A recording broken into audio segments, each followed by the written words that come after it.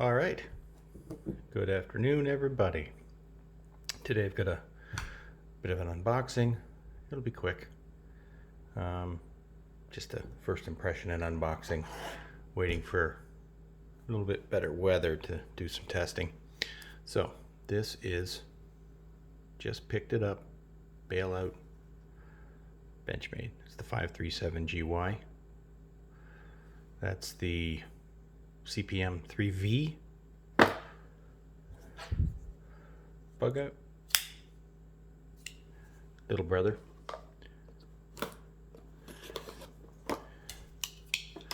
So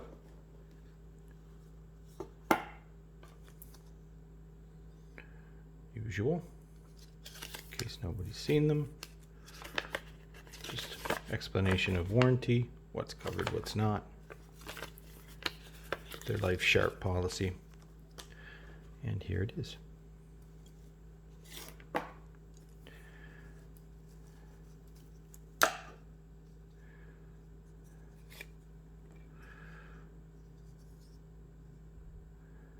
The Bailout.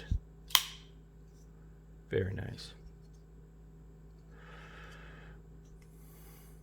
It's actually the first time I've had one in my hand. I took this recommendation from a friend, and he was right about one thing: the handle scale dimensionally. I mean, I love my bug out. I've had this for about a year. It's the battle worn red. You can see from even wear on the thumb studs that I use this every day. It's in my pocket all the time. I have used and abused. It's a well-loved tool. But just a bit of a comparison here. So we definitely have, a little bit more real estate here in the handle on the Bailout, along with the pommel / lanyard hole. Blade length is the same, so we're dealing with the same blade but just better handle. Blade thickness comparable.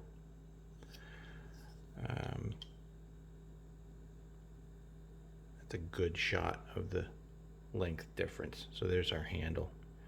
You're about 3/8 of an inch, maybe longer.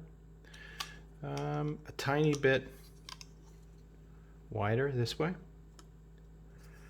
but other than that, same clip, deep pocket clip, obviously same axis lock, great action, with or without. Now, the area of contention is this CPM 3V. Interesting finish. They call it, I believe this is just shot. It's like a very heavy shot peen is what it feels like. It's kind of rough. So that remains to be seen in cutting what that's going to do. Whereas with the bug out, it's a Cerakote, very, very smooth. Doesn't get in the way of anything, even food prep. With the S30V, which so far has been wonderful. Holds an edge, long time. Not easy to sharpen, easier than D2. But if you know what you're doing and you have good gear, easy to sharpen. CPM 3V. Since making the order, because I quite frankly always just wanted a Bailout, simply because it's slightly bigger than the bug out. I wanted that bigger handle. I wanted that pommel. People don't like it because, of course, this also comes in a version with a glass breaker on the end. Wasn't interested. I already carry a separate one, but a little bounce back. I'm gonna have to tune that out of the box. But there's a lot of questioning on the interwebs about the 3V. Now 3V is a knife steel that I have in some fixed blades and some larger blades. It's very, very tough, flexible, but tough. The comparison, I guess, between the 3V and the S30V is exactly that. These, depending on the heat treat, the 3V can have a slightly lower Rockwell. I think it's between 57 and 60, or 56 and 60. But the toughness, apparently, when Benchmade did their blade break testing, they couldn't break it. They got this thing to 90 degrees and couldn't break it, which in fixed blades, in my larger knives, is great. I usually, I'm a 1095 guy for my outdoor knives, but I do have S3V, and that's why it's very, very tough. The question that comes up in the knife community: what do you need that in a 3-inch blade or a 3.5-inch blade? Why do you need it so tough? I want it really, really hard so it holds an edge forever. And yes, I would question 3-inch and below. I would say more like 2-inch and below. If you've got a tiny little slip joint that you're using for things, and you're cutting cardboard and boxes and you don't want to sharpen that thing because they're a pain in the butt to sharpen little blades, yeah, I'd want it really, really hard. It's not going to be hit, it's not going to be beat, but this is not hard to sharpen. So to say that it doesn't hold an edge past 150 strikes on a hunk of wood, who's going to do that with this? Maybe me. I don't know. I wanted not so much a bigger blade. I have some very large outdoor knives. I have, my ground combat. I have some tops. And they're in all sorts of different steels. I've got some Beckers and K-bars in 1095. I've got some in 3V. But from the S30V to this, the real reason was this. I wanted to go with the larger handle, the more secure handle.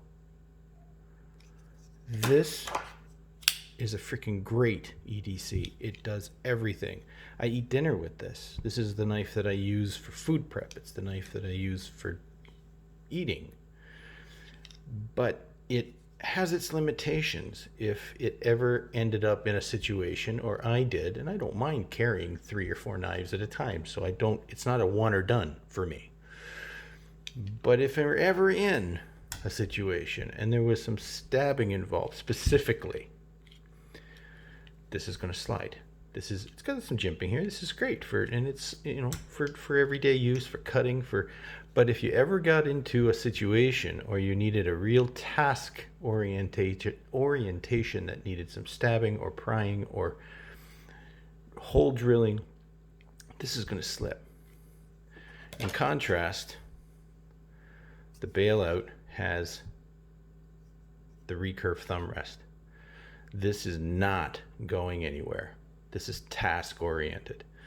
This is going to do the job. It's going to do the job well. You are not going to cut yourself. You're not going to get it back. You have the extra real estate for the small finger, so it really sits well in the hand. No matter what grip you are using, that's really it. It's task oriented. I wanted what I feel is the plus to the dimensions of the bug out through the blade with the axis lock and the great grippy handles, but I wanted that extra protection, security, grip of this geometry in the handle scales. And I do like the pommel. It is useful in many situations. It can be a pry. For a lanyard hole, it is useful. and very generous. And it can be removed. And quite frankly, it's going to be. You'll notice in the bug out, I went and had some custom backspacers made for it, just to give it that extra, you know, how everyone complains about the Grippy and how they think it's too flimsy. I had that put in. I'm going to do the same thing here. I think it would look great with a new backspacer in. Going to go to rock scale for that again. But that's it. That is why I wanted it. That is why I got it. I think it's a very sleek design. It's a great design. It's very useful. I already like it. And I haven't done anything with it yet. I like the blade, even though Tanto is not usually my go. Again, Tanto, very task-oriented. More challenging to grind properly. They're not hard to sharpen, but to do it properly. And I'm picky about my sharpening. I want them transitioned well. The first thing when I saw this, I thought, you'll see it right there. We got a very nice grind with a little bit of belly. And then the Tanto portion, see how it's tapered? How it looks like our angle goes off from here to here. That's because it is the geometry of the blade. I don't know if I can actually get that to you. It's a compound angle. So when you're into here, you see it in the tip. There is a compound angle here. So because of the saber grind, you literally have thinner material to thicker. So that's why that happens. Which is why these are challenging, because you want a nice transition here in the proper place and you want an even edge. And just looking at it, it's not. I can see, because I grind a lot of knives, maybe you can, maybe you can't. It's not the same. So the angle on the Tanto is off. The transition right here at the point is off. Not much, but enough that it's bugging me and I'm going to have to redo this angle. But I will get back to you on some testing, some real world testing. I don't care about chopping through copper wire. I don't do that with a knife like this. I care about cutting food prep, maybe some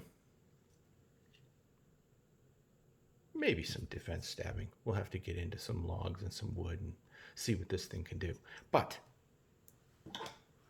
I'm rambling. There you have it.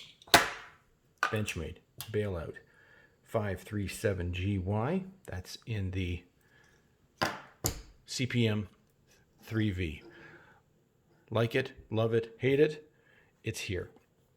I think it has a place. I'm going to see where that place is in my collection. Have a great day. Like, share, subscribe, and comment. I don't care what kind of comments. Let me know what you think of this video, what you think of the format, what you want to see. I'll get it. I may have it. And you want to see it, I will get it, and we will talk about it. All right. Have a great day.